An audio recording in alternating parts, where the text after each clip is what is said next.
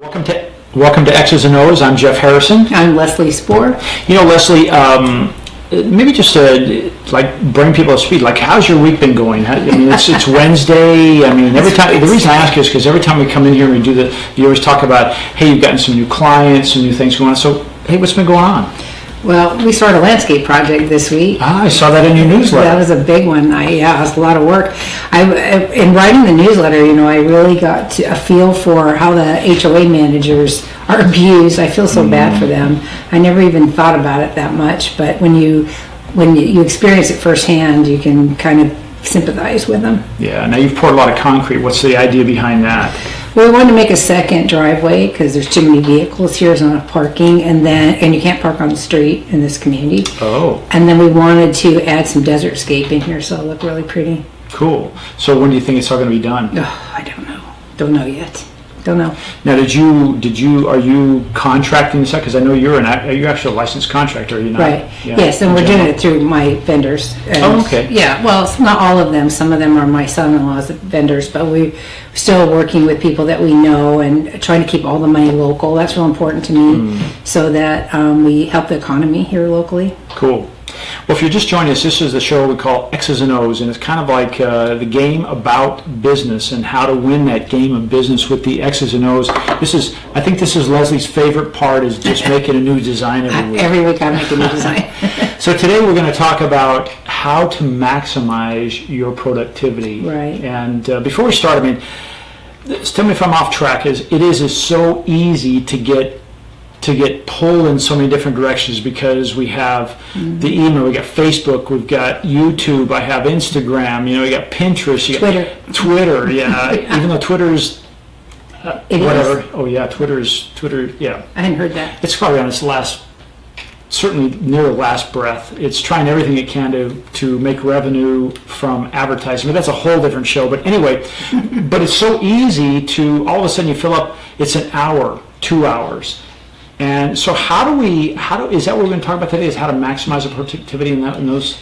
Well, it wasn't particularly, but that is. Does it fall into that? Yeah, it falls into that, okay. Because you're right. It is easy to get pulled into a lot of different directions. And when you first start your company, as I'm sure you guys are finding out, is that you wear a lot of hats, right?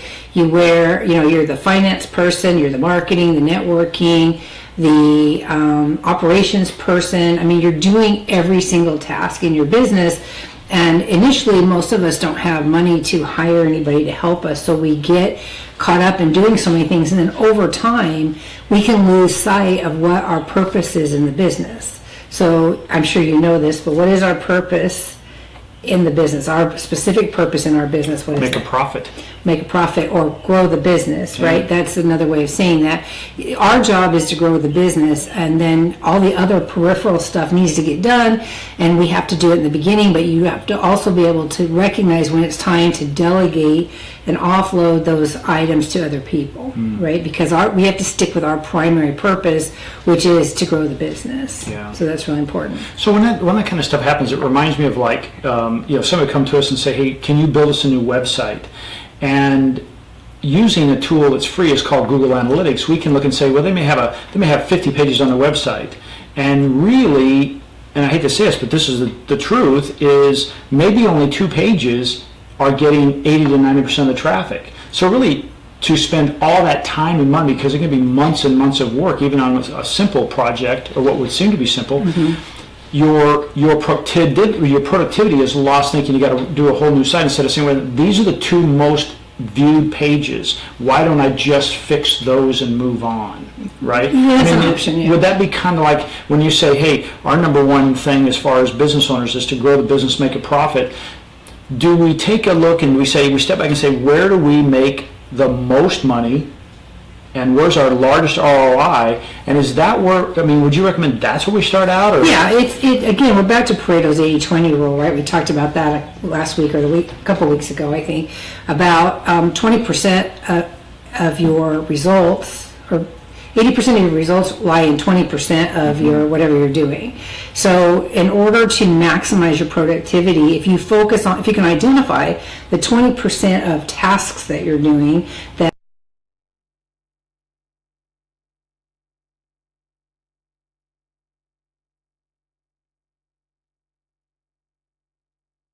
Whereas if you get caught up in all these details of things that don't matter, just like in your example, the website, if you have 10 pages and 2 of them are the ones that everybody looks at, those 2 better be right, and that's where you need to spend your time and your money, and the other 8 can get done whenever or when you have extra money, but don't necessarily need to be done right now. Or maybe never. Or maybe never. Yeah. And that's kind of the same thing we're talking about, is that you are the face of your business.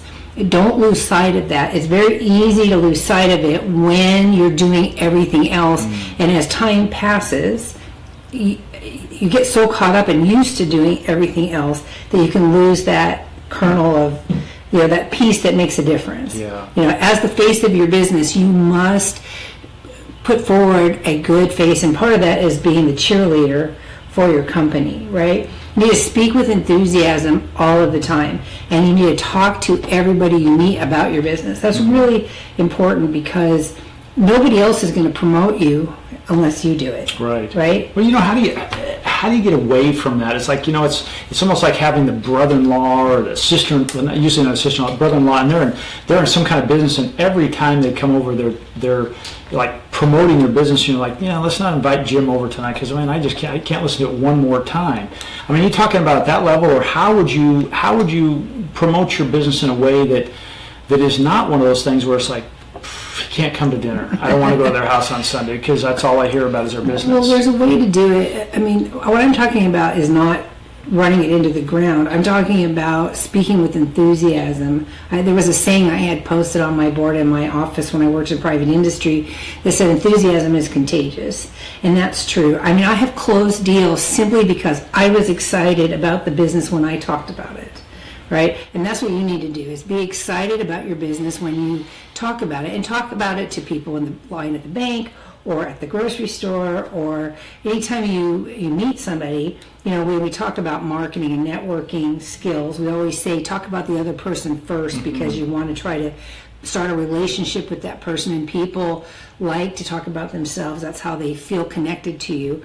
But when somebody say, what do you do? That's when you say, this is what I do, and you need to be really excited, enthusiastic, smile about it, talk about it in a way that makes other people excited, because that's how you effectively promote your services. Yeah, and I know we've talked about this before, and you've given a very specific example of, and you can go back and look at other programs about that elevator speech. And I thought about that a lot, about the elevator speech, and a lot of times it's like, well, how do you answer that? And we were at an education seminar with our mentor last Monday, and he said something that was really kind of interesting. And he said, you want to put it in a way that, and I've done this before, so this isn't like rocket science to me, but maybe you haven't heard it this way, because somebody says, hey, what do you do for a living? And I said, well, and all of a sudden it gets into this long, dialogue. Yeah, instead of saying something like as simple as this, he said, people pay me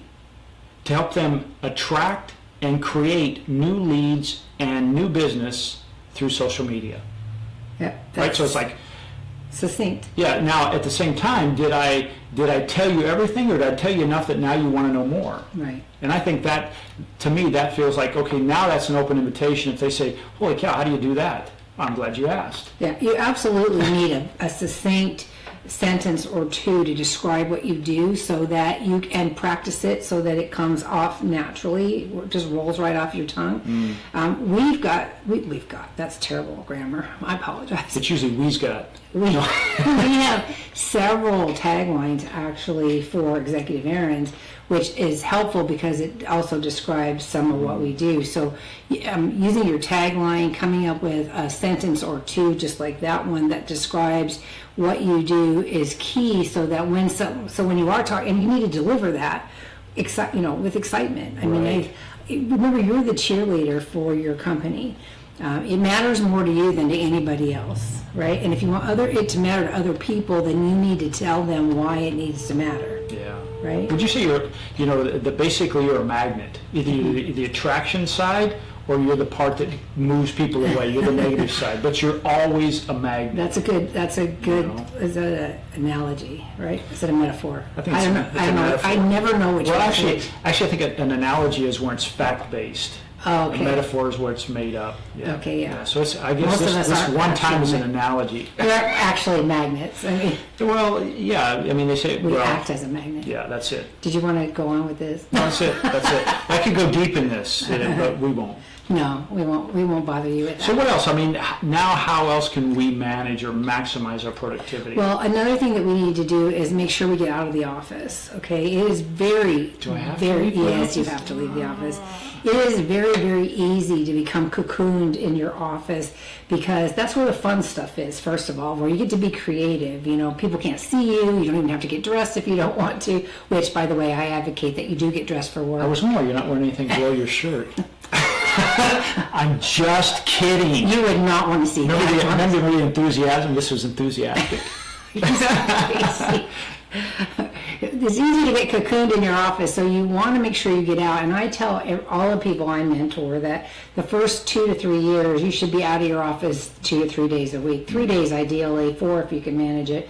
Get out there, go to networking breakfasts and lunches and have coffee meetings and, you know, just set up anywhere you can network and try to develop relationships is important. Because if you don't get out of your office, you're going to end up paralyzed and you'll develop a fear of not wanting to go talk to people. So you actually have to get out so people know who you are. They see your face. They get used to who you are. They can relate your face to your business. There's a lot to be said for one-on-one, face-to-face. Now, I know in this day and age of electronic everything, it's possible to market and promote your business without ever meeting anybody, but I think we agree that face-to-face time is important. Yeah, I was just going to ask, like, would something like this be considered getting out of your office? I mean, because literally, I think it does. I think it is. This is almost like, you know, I know and you know, we've both spoken with our respective Chamber of Commerces, right? And we have like 10 minutes or we have 30 minutes, whatever, and we do a presentation. Right. Well, this is one of those things where now you are controlling the platform. Right. And even with, you know, Amy's running the computer. So if you had questions, we certainly want you to ask those questions. So you still have that interaction. Yeah. And sometimes I feel that you can sometimes reach a bigger audience potentially like this, because here's the thing. Let's say, for instance, we have this. I'm asking, because you're the professional, I'm just asking, okay? If we had something like this, and you did this like 3 days a week, but each one of those things, you invited specific people from that Chamber of Commerce and said, hey, I'm going to go live and we're talking on this topic, and I want you to be involved because you can ask Q&A. Would that be considered getting out of the office? I think it is. I mean, in this day and age, Okay. he's trying to lead me down a path, and I'm going with him on purpose. There's our breadcrumbs. As long as it doesn't end up at the gingerbread house, or what is it? Is that the Wicked Witch? That's it. That's it. I don't want to be in anybody's oven. So, no, in this day and age, there are a lot of opportunities for marketing, and this Facebook Live stuff is one of the best, I think, ideas that's come along in quite a while, because it is literally face-to-face. You know, the next best thing is FaceTime, right? Or Skype, one of those interactive things. I mean, I've been doing a lot of training for people through, I use Zoom, which is like, there's GoToMeeting, there's Zoom, there's all kinds of different networking software available, apps available, and allows you to see the person in real time and to talk to them like you're there. One of the clients I'm advising is in South Dakota, and another one is in Florida, and we get to have a meeting just like we're in the room, you and I together. Yeah. And that's pretty awesome because you know, trying to reach people that far away is not always easy. Yeah, and you know, especially when you were in industry, the NASA, or excuse me, aerospace, is, you know, that technology was like dreamt of, right? And if you had it, it was incredibly expensive. Right. And now, just in the last, 6 months, 9 months, that technology allows us to have high definition conversations with our clients. Like you said, they're in the room, and it's amazing. When I was in aerospace, the first thing they had was the conference call, you know, where you could call in that little big thing that's in the middle of the table. Everybody gather around the table. You're kind of leaned over the table trying to get everybody to hear each other, and it wasn't very efficient because it kept cutting in and out all the time. I can remember that from 20, 30 feet. Just 2 years a ago. long time ago. And even the first, you know, Skype and stuff was tenuous at best. It disconnected. You didn't always say, but today it's so good.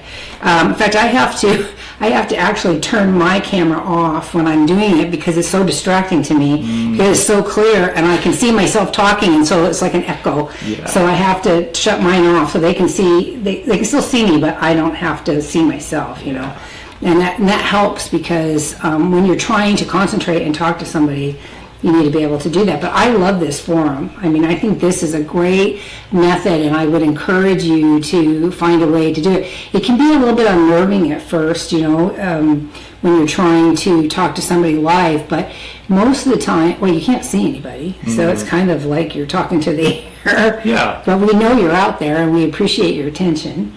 And so if we can help you in this fashion, I really want to do that, and I think you should do that for your customers as well. Yeah.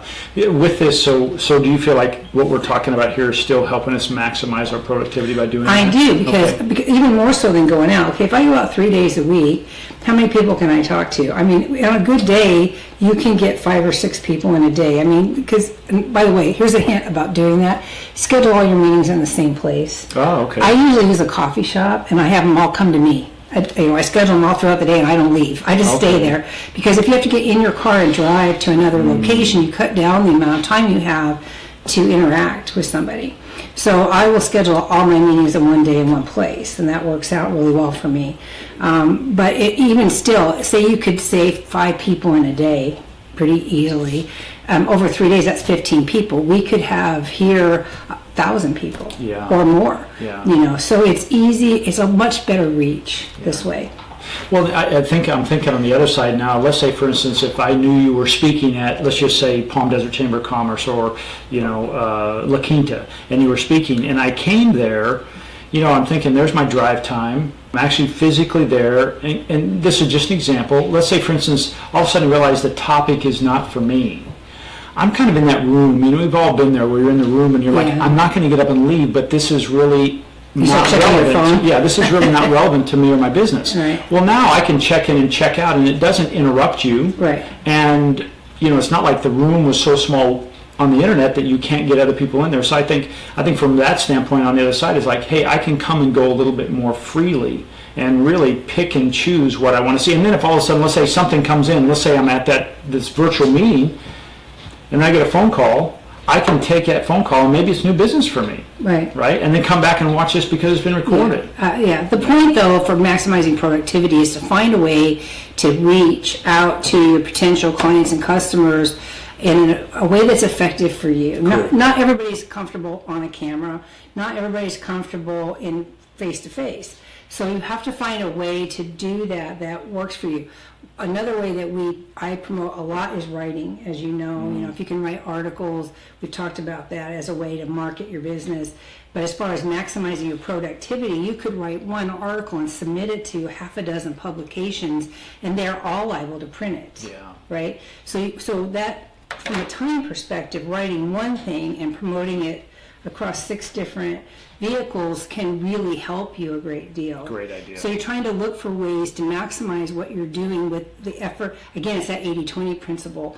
I'm putting my time here 20% to affect 80% of my business. Yeah, it reminds me of like Stephen King. He writes a book, and he's been selling and making royalties for decades now. And then he turns them into movies, and then he turns them into audiobooks. I just saw on Facebook that he's got one of his older books, I forget which one, coming out as audio for the first time. I love it. I do too. I love all his books. So you can take one piece of marketing collateral, whatever that is, and morph it into multiple different options. I'm doing that right now. One of the things we're going to tell you today at the end of this is that we have a downloadable white paper for you about this topic, and you can request it for free on the download, and then this will turn into a newsletter, and then that will turn into a tips booklet. So you're not having to rewrite it 4 or 5 times. You wrote it once, and you're going to repurpose it? I'm going to repurpose it, but I'm going to expand it each time.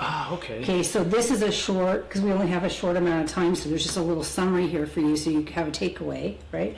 And then I can write a newsletter that expounds on that to a greater degree, and then I can turn it into a tips booklet that really expands the topic into at least 10 different solid pieces of information. Cool. Right? And so the point here is that you can take something and repurpose it in multiple ways so that it is efficient for you to not have to come up with original new content all the time. Yeah, well, you've done that with, and this is how we kind of started working a little bit together was with all your webinars. Right. I mean, you made how many? I don't know, it was a lot of webinars. 12 or 15? Yeah, on like that. you name it, every topic that a business owner would not want to have. Right. And, just a little selfish plug here, it's at conciergebusinesssolutions.com. Yeah, on the website, right, there's a page under education called webinars, and you can download those, and they're extremely affordable for what you're getting. The amount of information that you're getting, I think they're $49 a piece. And forgive the shameless plug, but you cannot get, I charge a lot per hour for one-on-one consulting because... It's not cheap for me to come and sit with her. Because, my time, I have a lot of knowledge and the time is valuable. Okay. And again, I'm trying to maximize my productivity. So by recording all the webinars, we take the information that people ask about the most and put them in a format that you can watch whenever you want to for a very affordable price, a third of what I charge for one-on-one consulting. Yeah, one of the things that, and just to support that is, it's one of those things when you hire somebody like Leslie to help you take it to the next level or get over a hump that you're in your business, you're not paying her for your time. You're paying her for her knowledge, right, which is priceless. You said you have 30 years in the aerospace industry. You have 3 businesses here in the desert that you run full time, right, and that's amazing. And you have a consulting all over the country. This is one of those things where you probably can't throw a snowball at her with a problem that she probably couldn't help you get through. Mm-hmm. And so sometimes when you look at it and say, well, what's a good reason for me to call Leslie? Well, you could be saying, I'm not sure what to do next. Maybe I am being pulled in the wrong direction. I'm spending too much time over here on X when I really should be doing on Y, but I can't seem to get out of that rut. Call Leslie. I had a lady call me just the other day, another one from Florida, who needs to fire a client, and that's never a good place to be in, right? And nobody wants to fire a client. Part of the reason we're in business is to get more clients, right? So we don't want to get rid of somebody. But occasionally you have no choice, and she really just needed me to, A, be a sounding board, and B, confirm for her that her decision was the right one, and C, to help give her some phraseology to be able to do it in a positive way, right? Because firing somebody is never pleasant. And a client especially, now you've got ego involved and all kinds of other, you're putting yourself into a position for liability that you want to avoid, and you want to be kind in how you do this. So she really just needed me to help her figure out what to say in order to do it. And, it didn't take that long to help her, and she was so appreciative because she was on the right track anyway, but she just needed somebody to bounce that off of, and a lot of times that's all we need. Yeah. Excuse me. We just need somebody to talk to listen, and make sure we're doing the right thing. Cool. So even that is a great thing to make sure you're maximizing your productivity, right? With the education piece on there. Yeah, I was nodding yesterday, and I need some water. Oh. We had a wet summer out here, or a wet winter in the desert, which we don't normally get, and all this blooming has got me pretty allergied up. Well, even with rain, what was it, yesterday? Day before yesterday when it was raining? It was 109 on wet Thursday, and it was 70 degrees yesterday. Yeah. Like, what's going on? Yeah. So the other thing I really wanted to touch base on today is about setting goals as a business owner, because we haven't talked much about setting goals. Thank you, Jeff. And we need to do that. We need to set goals, and you need somebody to hold you accountable for those goals. Okay, because remember, we work in a vacuum. Us small business owners, often, especially the first few years, we're working out of our office, and there's nobody to talk to. Your family, as much as you love them and as much as they love you, often they're naysayers. Why are you doing this? Why don't you get a regular job? This is too much work. I don't understand why you think you want to do this. It isn't that they mean to intentionally be unsupportive, but that's the end result, right? Because they have your best interests at heart, so they think by discouraging you, they're helping you, and that's just not true.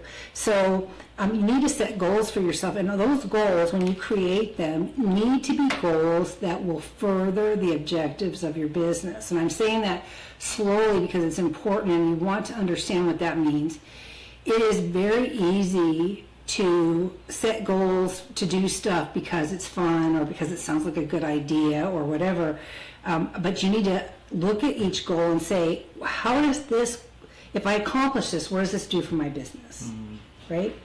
If I accomplish this and I complete it, did this help me get more clients, bring in more revenue, make my job easier so I have more time to market? What is it doing that helps me further my business? And then you need somebody that can check in with you and say, did you do this? Yeah. Because if we don't have somebody to hold us accountable, it's easy to push stuff to the right constantly. Reschedule, and you don't want to do that, right? Yeah, I was just thinking about that. Like, I have an accountability partner that I meet with once a week, and we kind of go over those things. But before we show up, we say, okay, here's our list of things that we said we would do last week, and here are the things we said we would do this week. And we also put in things like, hey, what other things do we have to do to accomplish those goals? Right. I like how you're saying, yeah, I think it almost comes somewhat second nature, but I don't want to take it for granted that just because I wrote that down, it is furthering the business. But I think I want to add that in there. That was a great tip. Yeah, you don't charge me for that. We've done a lot together. Remember when, I'll deviate from this for just a second, but if you remember when we first started doing all the webinars, I remember both you and Amy telling me, I didn't think of that. Oh, I didn't think of that. There's so much to be gained from somebody else's experience. Yeah. Right? Yeah. I don't know how long you've been in business, but...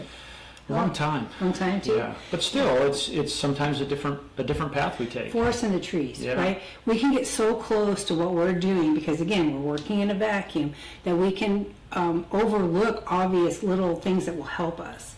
So one of the things that we did when I first started my first business out here in the desert is that we set up a goals group. And that was, I think there was 4 or 5 of us, small business owners, still all of us in kind of the same length of business. All of us in different industries, and we were actually friends. We met through the chamber, and we were friends. And having that goals group allowed us to voice our goals out loud. And excuse me. Oh, okay. Voice our goals out loud, and then hold each other accountable. And so, and I have actually a list of how to run a goals group. So maybe we'll make that downloadable on nice. one of these weeks. But you need to set goals that make a difference for your business, not just any goals. Perfect. Okay. Anything else? No, I think that's pretty much it.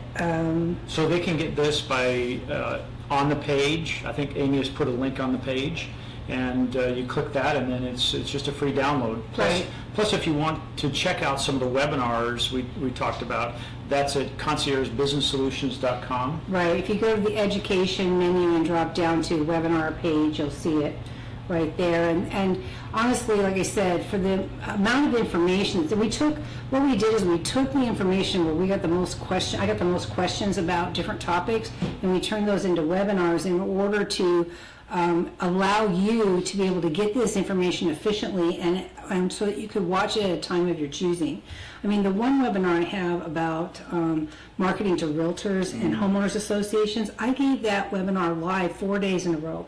Wow. Because people wanted it. It was so popular. And I mean, I gave it live 4 days in a row before we recorded it in order to, so that's 2 hours a day for 4 days. So it was worth it for me to put it on a webinar so that you could watch it whenever you wanted. Absolutely. And again, that increases my productivity, right? Totally.